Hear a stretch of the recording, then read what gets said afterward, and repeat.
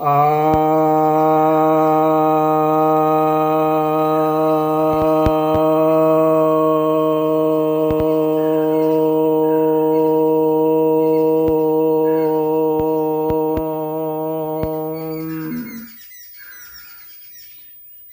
भक्तजनों को सप्रेम नमन।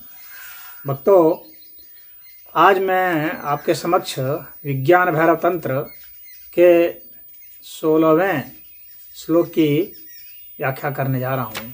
यह 16वां श्लोक बहुत ही अच्छा है। यह 16वां श्लोक क्या कहता है?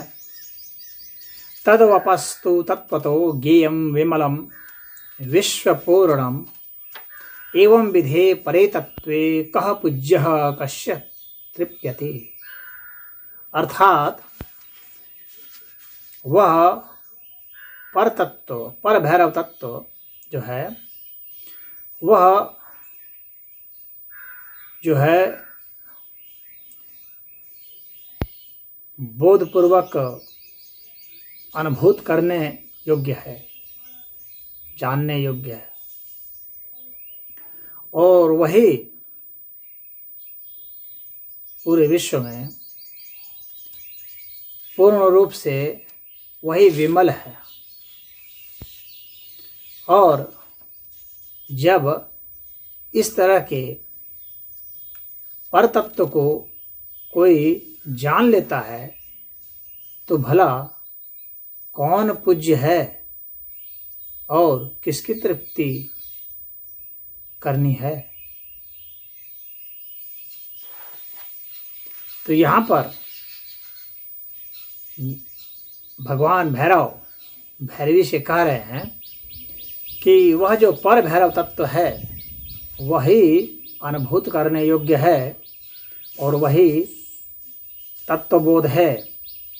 और जब तत्वबोध होता है तो पता चलता है कि वही विमल है, अर्थात बिना मल का है, अर्थात उसमें कोई मिलावट नहीं है, किसी प्रकार का कोई प्राकृतिक संयोग नहीं है, यानी कोई साकार तत्व उसमें नहीं है, उसका कोई संयोग नहीं है। तो ऐसे सिर्फ वही विश्व में पूर्ण है और कोई पूर्ण नहीं हो सकता है। पूर्ण सिर्फ जो है वही परतत्व ही है, उसी के सारे स्वरूप हैं जो भिन्न भिन्न अर्थ में प्रकट हुए हैं, वही विभेद स्वरूप है। और जब उसमें भेद होता है तो वही साकार हो जाता है। और वह जो साकार हो जाता है तो ऐसे साकार को, जो कि उस निराकार निष्कल, जो कि सारे जगत का वही प्रकाशक है, वही वास्तविक स्वरूप है, तो वैसे निष्कल निराकार तत्व को जब महसूस कर लेता है आदमी, वैसे पर तत्व को जब महसूस कर लेता है, वह जो पर तत्व है वह अद्वैत है, वहाँ कोई द्वैत नहीं है। तो कहते हैं ऐसे पर तत्व का जब जिसको बोध हो जाता है, भला वह किसकी पूजा करेगा? जब सब वही वही है, उसके सिवाय कुछ है ही नहीं, तो भला पूजा किसकी करेगा? कौन करेगा? किसकी करेगा? किसकी तृप्ति के लिए करेगा? जितने भी आप पूजा पाठ ये सब कर्मकांड सब देख रहे हैं, जितने भी देखते हैं, ये सब ही एक तरह से आडंबर ही हैं। ये एक तरह से द्वैत भाव में आते हैं। यह द्वैत भाव के कारण ही जब व्यक्ति को तत्वबोध नहीं होता है तो ही वे सब इस तरह की आराधना, पूजा पाठ, जप तप, तर्पण आदि ये सब किया करते हैं। लेकिन जब जान गए कि एक बस सिर्फ भैरव ही भैरव हैं, भैरव के सिवा कुछ नहीं है, वही अद्वैत है, तो फिर कौन किसकी पूजा करे? आप स्वयं भी जब उसी के अंश हो गए, आप भी सब वही हो गए, आप भी वही पर भैरव ही हैं, सब चीज़ पर भैरव ही है, तो भला कौन किसकी पूजा करे? क्यों पूजा करे? तो यहाँ पर यह बतलाने की कोशिश है कि पूजा पाठ तभी तक है जब तक आपको इसका परम तत्व का बोध नहीं हो जाता। और तमाम तरह के जो पूजा पाठ हैं वह मात्र एक आडंबर ही हैं, कर्मकांड ही हैं, वे द्वैत भाव से ही हैं। इसलिए पूजा अर्चना, जप तप ध्यान योग सब किया जाता है,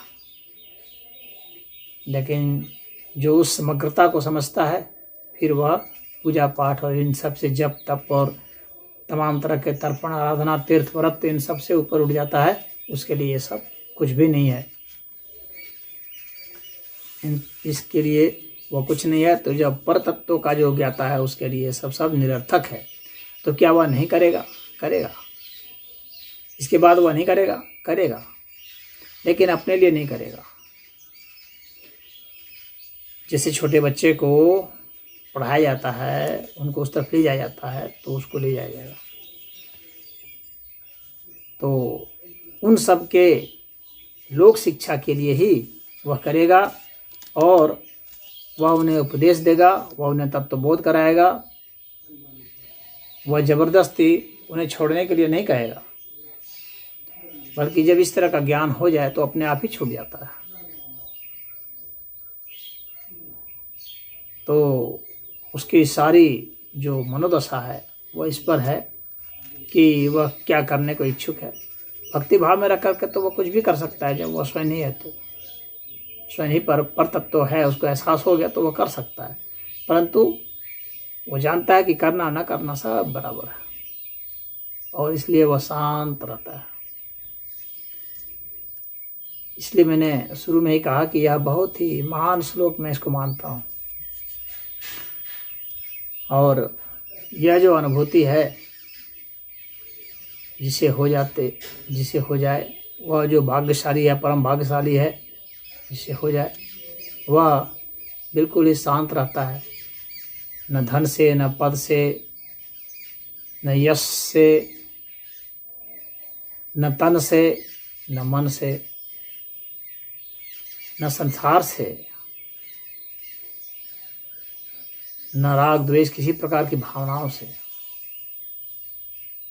इन किसी से चलायमान नहीं होता।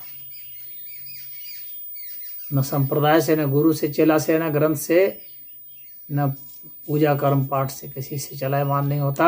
न देवी से, न देवता से, न भूत से, न प्रेत से, न ब्रह्म से, न पिशाच से, किसी से नहीं।